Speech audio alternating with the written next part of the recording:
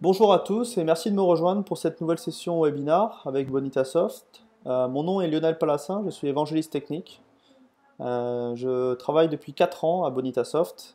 Précédemment, j'étais consultant et avec cette position, il m'a été permis de travailler sur de nombreux projets clients et d'acquérir de l'expérience sur l'implémentation de projets Bonita. Aujourd'hui, dans cette session, nous allons voir ensemble comment tirer le meilleur de vos applications métiers que l'on peut construire avec Bonita en intégrant une solution BPM couplée avec la technologie ESB.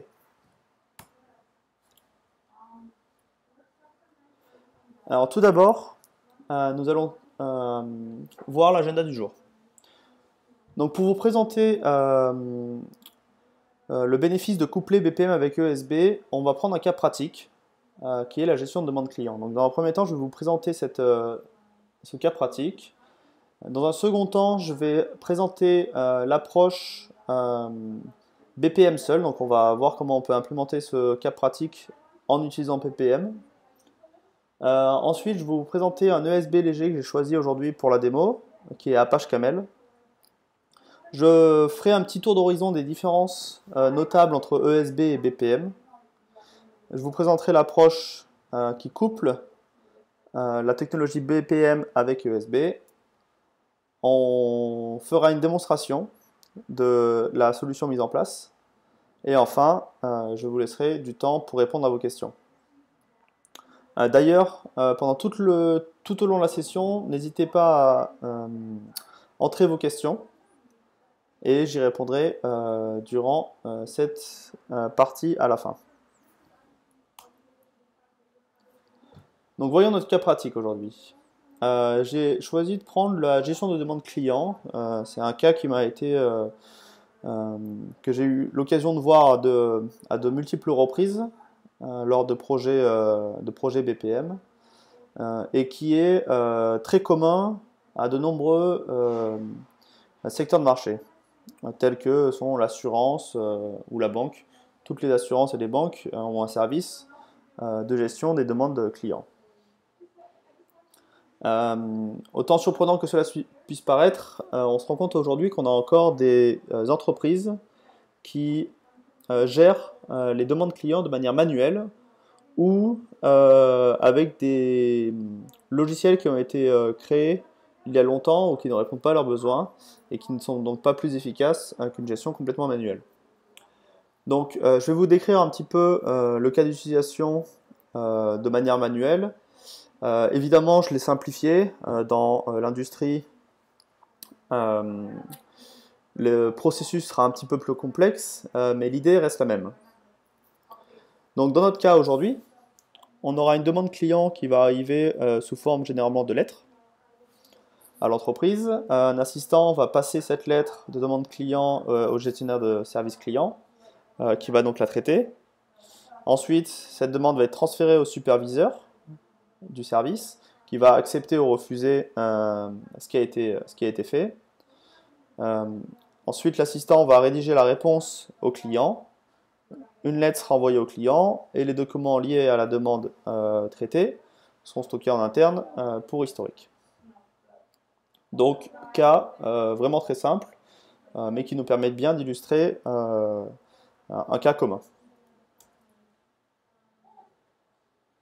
Donc l'idée pour ces entreprises, c'est de pouvoir mettre à plat ce processus et l'automatiser dans le but de pouvoir le monitorer l'activité métier et de l'optimiser. Donc généralement, quand on veut digitaliser un processus, la première chose à faire sera de numériser les documents écrits, les documents papier. Donc on peut imaginer qu'on aura un scanner qui va nous permettre de numériser et d'avoir une version digitale de notre demande client. Cette demande sera passée à une tâche de gestion de la demande. Ensuite, on pourra revoir la demande. Ensuite, on aura une tâche où on envoie la lettre au client. Et enfin, on stocke les documents en interne. Donc encore une fois, simplification du processus. Et là, on voit qu'on a un flow qui est facilement automatisable. Donc voyons comment j'ai modélisé ça en utilisant une approche BPM seule. Donc ici, sur le côté droit, on voit un diagramme d'un processus qui a été édité avec Bonita Studio et qui se base sur la notification BPMN 2.0. Donc on a décrit notre processus vu précédemment en BPM. Donc en fait on va avoir un point de départ où on va entrer le document numérisé. On va avoir une tâche automatique qui va nous permettre d'extraire automatiquement les informations nécessaires à l'exécution du processus depuis ce document. Ensuite on aura une première tâche manuelle assignée au service client pour vérifier que la demande en cours est bien valable. Ensuite, en fonction du rejet ou de l'acceptation de cette demande, on va descendre dans le flow et on va arriver à une deuxième tâche qui va être le traitement de la demande. Suite à ça, dépend la nature de la demande, on va avoir une revue du superviseur qui va être nécessaire ou pas. Mais dans les deux cas, lorsque le superviseur accepte ou si la demande n'a pas eu besoin d'être revue, on va remonter au niveau de tâches automatiques, on va aller notifier le client, on va aller mettre en page la lettre de réponse, on va imprimer la lettre et on va stocker les documents en interne. Donc là on voit qu'on a une succession de tâches automatiques et chacune de ces tâches automatiques va avoir un petit bout de logique. Donc là dans notre cas ça va être écrit en Groovy ou en Java pour répondre aux besoins techniques. Donc typiquement, quand on dit stocker les documents, on peut imaginer qu'au sein de l'entreprise, on a un logiciel de gestion documentaire. Et ici, on aura une logique, par exemple un connecteur, Bonita, qui va aller nous permettre de nous intégrer avec ce logiciel de gestion documentaire. Ici, quand on extrait les informations, on peut imaginer qu'on a un script qui va aller charger le document et qui va aller lire le document et extraire les informations nécessaires.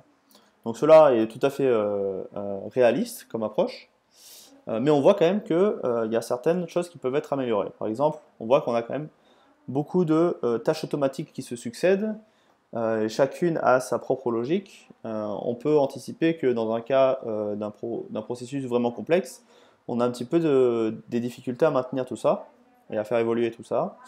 On se rend compte que dans l'état, on n'a pas forcément beaucoup de modularité ou de réutilisation.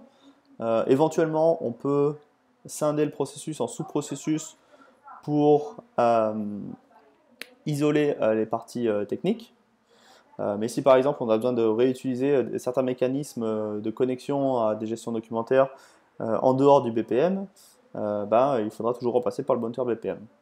Et enfin, on se rend compte qu'on mixe des besoins métiers et des contraintes techniques. Donc en effet, nous, ce qui nous intéresse, c'est vraiment pouvoir modéliser l'interaction des différents acteurs de la gestion de la demande client et d'établir des règles de passage entre les différentes tâches et quelles informations sont transférées et loguées, plus que savoir comment on va aller imprimer la lettre à la fin, au niveau du processus BPM. Donc, je vais vous présenter un ESB léger qui s'appelle Apache Camel, et avec cet ESB léger, je vous présenterai dans un second temps comment on peut implémenter une solution qui s'appuie sur ces deux technologies. J'ai fait le choix volontaire d'utiliser Apache Camel, qui est donc, comme j'ai dit, un ESB léger, plutôt qu'utiliser des suites complètes de ESB, comme JBoss Fuse ou Apache Service Mix, ou encore Mule Software, pour la simple raison que c'était plus simple à décrire dans un webinar de 1 heure, et il y avait moins de travail d'intégration, et on restait plus proche d'un standard open source. Malgré cela, Apache Camel est la brique composante principale, une des briques principales de JBoss Fuse.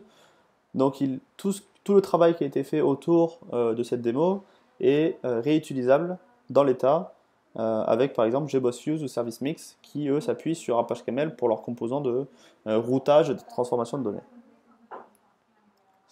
Donc comme j'ai dit, Apache Camel c'est un framework qui permet de faciliter l'intégration de systèmes hétérogènes en fournissant des outils de routage et des points de connexion multiples pour se connecter à ces différents systèmes. Donc quand on télécharge Apache Camel et qu'on le met en place, par défaut, on a une librairie complète de points de connexion qui vont nous permettre d'aller dialoguer avec de nombreux protocoles et logiciels connus, tels que JMS, Standard CMAS, REST Endpoint, Web Service ou Apache Spark. Voilà, de nombreux API et protocoles ont déjà leurs propres composants par défaut dans Apache Camel. Et pour décrire cette interconnexion entre différents systèmes, on va écrire ce qu'on appelle des routes Camel. Et pour cela, on va utiliser un langage DSL, donc qui veut dire Domain Specific Language, et qui va nous permettre de décrire voilà, comment on va passer d'un point à un autre, et qu'est-ce qu'on fait entre ces deux points. Et pour décrire cela, on peut utiliser différents langages informatiques comme Java, Groovy, XML, Blueprint, Spring. De nombreuses options sont disponibles. Avant de vous présenter la solution mise en place, je voulais parler un petit peu des différences notables entre BPM et ESB, car celles-ci peuvent être parfois un peu compliquées à comprendre, et on ne sait pas toujours quelle technologie on doit utiliser dans quel cas. Donc tout d'abord, BPM et ESB veulent dire respectivement Business Process Management et Enterprise Service Bus. Donc on voit que déjà dans BPM, quand on dit Business Process Management, on s'attend à les modéliser ou avoir une notation qui nous permet de décrire des cas métiers de plutôt haut level.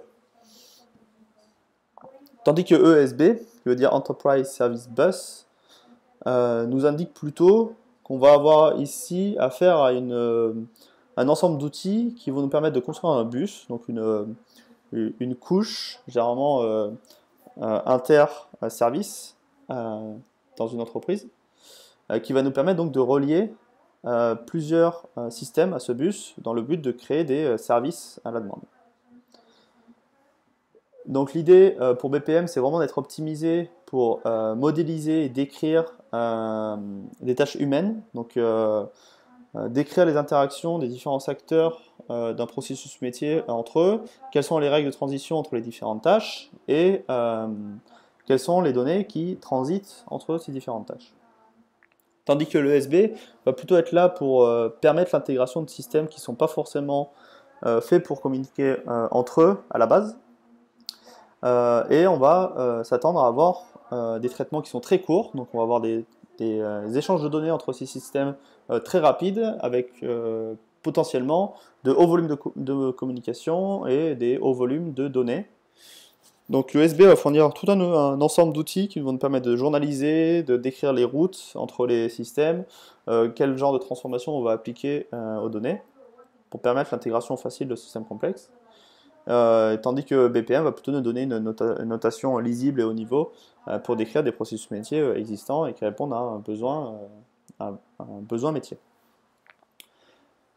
Donc si on revient à notre cas pratique, la technologie USB nous va permettre ici de décrire vraiment le routage, le passage entre le scanner, donc la numérisation de documents, et Bonita, et comment on va transformer ce document pour extraire les informations pertinentes avant de les passer à Bonita.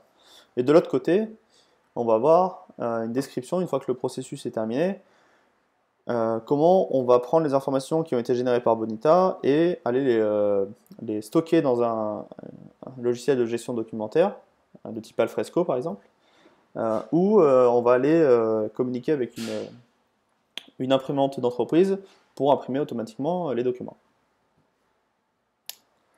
Donc, voyons voir comment on fait ça. Donc ici c'est l'architecture que je propose. Donc on va voir la demande client qui va être numérisée automatiquement par un scanner, et la plupart des scanners aujourd'hui vont être capables d'aller pousser ce qu'ils ont dans une queue JMS. Et là on va avoir une première route camel qu'on va décrire et qui va aller consommer ce qu'il y a dans cette queue JMS, la traiter, donc ici on va aller extraire les données pertinentes et s'interfacer avec le moteur BPM, le moteur Bonita, pour aller créer un nouveau case et passer les informations stockées dans ce document.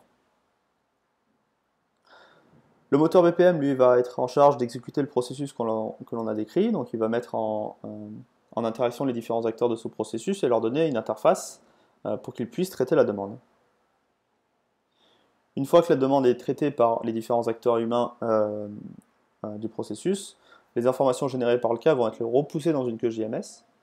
Et on va avoir une deuxième route camel qui va nous permettre d'aller consommer une fois de plus ce qu'il y a dans cette queue JMS, de les traiter. Et dans notre cas, on va aller utiliser un protocole qui s'appelle le protocole CMIS pour aller s'interfacer avec Alfresco, qui est un logiciel de gestion documentaire d'entreprise. Et dans un deuxième temps, on va aller pousser le document dans une imprimante d'entreprise. Dans le cadre de ma démo, je n'ai ni scanner ni imprimante, et dans tous les cas, il aurait été compliqué de démontrer l'utilisation de cela dans un webinar en ligne. Donc je vais simuler la présence d'un scanner et d'une imprimante par des dossiers. Donc j'aurai un dossier pour le scanner. Dès que je pousse un fichier dans ce dossier, il sera automatiquement poussé dans une queue JMS. Et en bout de chaîne, j'aurai un autre dossier qui servira de stockage des documents qui sont destinés à être imprimés. Donc voyons un petit peu les détails de l'intégration. Il y a deux composants importants. Le premier, la queue JMS, comme vous l'avez vu, on l'utilise beaucoup pour réaliser cette architecture. Et c'est un pattern classique dans les implémentations qui mettent en jeu ESB. Les suites complexes ESB intègrent toutes une queue JMS ou similaire. Dans le cas de GBoss Fuse et de Apache Service Mix, par défaut, un composant de la suite ESB sera ActiveMQ, qui est un serveur de queue JMS. Et encore une fois, GBoss Fuse et Service Mix intègrent aussi un deuxième gros composant, qui est le composant de routage et de transformation de données, qui est Apache Camel. Donc on voit bien que dans mon cas, avec Apache Camel plus ActiveMQ, je suis vraiment très proche d'une architecture ESB complète, disons. Pour communiquer avec la queue JMS, depuis le processus Bonita, on a créé un connecteur qui est disponible sur la communauté. Donc je vous invite à aller jeter un œil si vous êtes intéressé. Et dans le cas de Apache Camel, Apache Camel fournit déjà un composant pour soit publier, soit consommer des messages dans une queue JMS. Donc on va juste réutiliser et en fait configurer ce composant pour réaliser les besoins que l'on a besoin. Et dans un second temps, on a besoin d'interfacer Camel avec Bonita. Donc on a écrit un composant en utilisant le framework de création de composants fourni par Camel pour aller interfacer Bonita. Pour le moment, le composant est très simple. Il permet la création de case Bonita. Donc on a une action qui a été implémentée. On peut très bien imaginer implémenter d'autres actions comme la soumission d'une tâche ou récupérer des infos par rapport à une tâche ou par rapport à un des acteurs d'un processus. Voilà, on peut imaginer plein de cas, plein de scénarios où on aurait besoin d'avoir une action disponible sur ce composant Camel. Donc si vous êtes intéressé, vous pouvez aller voir à cette adresse-là le code source du composant qui a été implémenté. Et enfin, juste pour précision, le composant Camel Bonita va aller s'interfacer avec le moteur Bonita en utilisant les API HTTP qui sont exposés par défaut par le moteur Bonita quand on le déploie.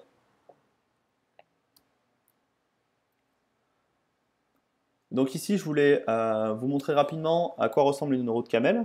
Donc ici, on l'a décrit en utilisant Spring. Vous verrez plus tard dans la démonstration, je passerai sur toutes les routes qui ont été décrites pour l'implémentation de ma démo. Et pour aller rapidement dessus, on voit que chaque route va avoir un ID, comme ça elle peut avoir un cycle de vie complètement indépendant les unes des autres. Et en fait, on va aller décrire où est-ce qu'on récupère les données. Donc ici, on dit qu'on va aller consommer des messages dans la queue ActiveMQ, qui se nomme BonitaQ. Et ces données qui sont présentes dans cette queue, on va les pousser dans un premier processeur qui est Word Document Extractor, que je vous présenterai par la suite, et qui va aller extraire les données du document Word et les repousser dans ma route. On va aller loguer toutes les informations relatives à cette route et aux documents qui y transitent. Et enfin, pour finir, on va utiliser le composant Bonita qui a été créé pour aller démarrer un nouveau case. Donc on va aller fournir le nom du processus que l'on va démarrer et on va fournir l'emplacement du serveur Bonita. Donc ici on peut voir le diagramme après qu'on ait donc intégré la partie USB dans notre architecture. Donc on voit maintenant que le diagramme BPM va vraiment se focaliser sur l'interaction entre les différents acteurs du processus et qu'on a ajouté en fait une tâche à la fin, une tâche automatique pour pousser les informations générées par notre case dans une queue JMS. Donc ici on a un connecteur que j'ai présenté auparavant qui va venir pousser toutes les informations à la fin du processus. Donc on peut constater que le processus va être beaucoup plus simple à lire, maintenir, réutiliser et faire donc évoluer. Donc maintenant on va passer à la démonstration. Donc pour vous parler de la démonstration, je vais d'abord vous décrire les routes Camel que l'on a mis en place. Donc pour cela, j'ai un projet web que j'appelle Camel Web qui est hébergé sur un Apache Tomcat qui tourne sur ma machine. Donc cet Apache Tomcat va aller lire les routes décrites dans ce fichier XML. Donc là, on va se baser sur l'implémentation de Spring pour aller automatiquement charger au démarrage de l'application web les différentes routes et les instancier. Donc je vais vous les décrire rapidement. On a ici une queue qui est plutôt une route qui est plutôt utilitaire, qui va être file2JMS. Si vous vous souvenez, j'ai expliqué que je n'avais pas de scanner à disposition, que donc j'allais utiliser un dossier où j'allais déposer les fichiers relatifs à la demande de mon client dans ce dossier. Et donc en fait ici, la route Camel, ce qu'elle va faire, c'est prendre tous les fichiers qui sont dans ce dossier-là et aller les pousser directement dans ma queue JMS BonitaQ. D'accord ? La deuxième route intéressante est la route JMS to Bonita. Donc celle-là, je l'ai décrite dans le slide. Elle va aller prendre les documents qui sont de BonitaQ.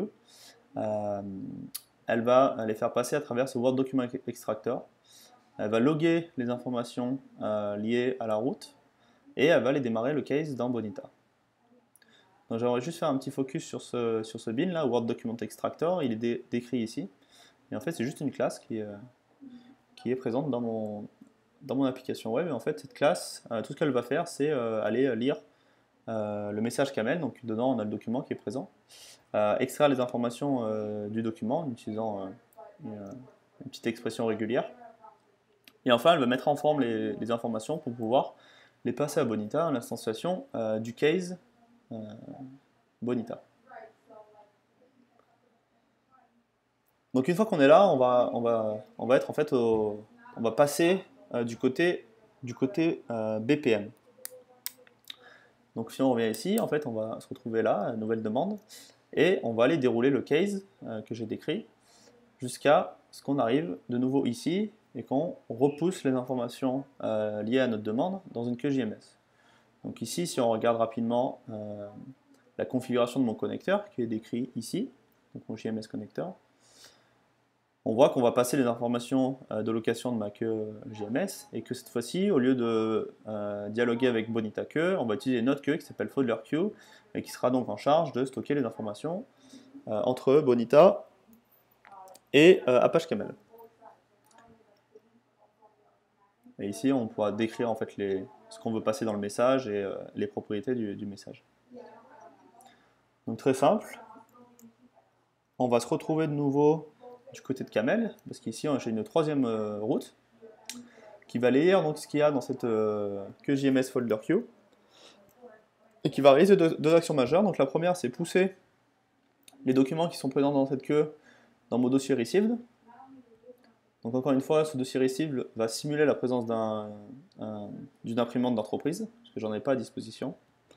Et la deuxième action, c'est d'aller paramétrer des différentes propriétés dans le but d'aller stocker le document dans Alfresco. Donc on a trois propriétés à mettre bien en place et on n'a plus qu'à appeler Alfresco à l'aide d'un composant CMIS.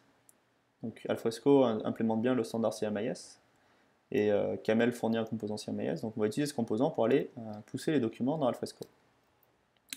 Et Alfresco est hébergé, dans mon cas, sur une image Docker. Donc ici, c'est un outil de contrôle de mes images Docker. Et on peut voir que j'ai un Alfresco en fait, qui tourne. Et dans mes fichiers, je vais avoir un dossier qui est prêt en fait, à recevoir les informations liées à ma demande client.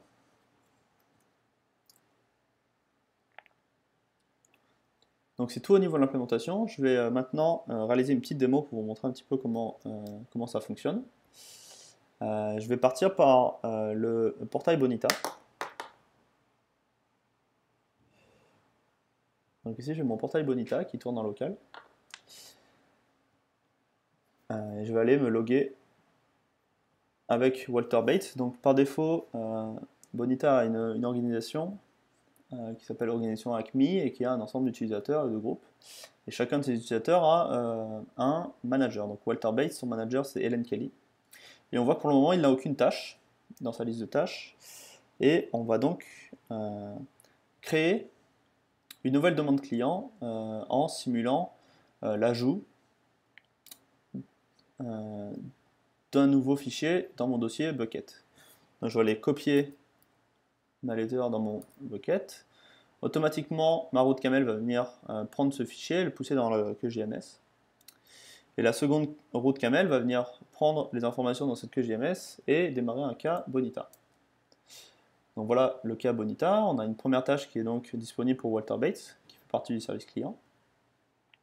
Donc Walter Bates va être capable de prendre cette tâche et de voir un petit peu les informations qui sont liées à cette tâche. Donc là, on voit que j'ai créé des formes très simples. Hein. Je vérifie juste la demande et j'affiche la référence client et je permets le téléchargement du dossier, du fichier associé.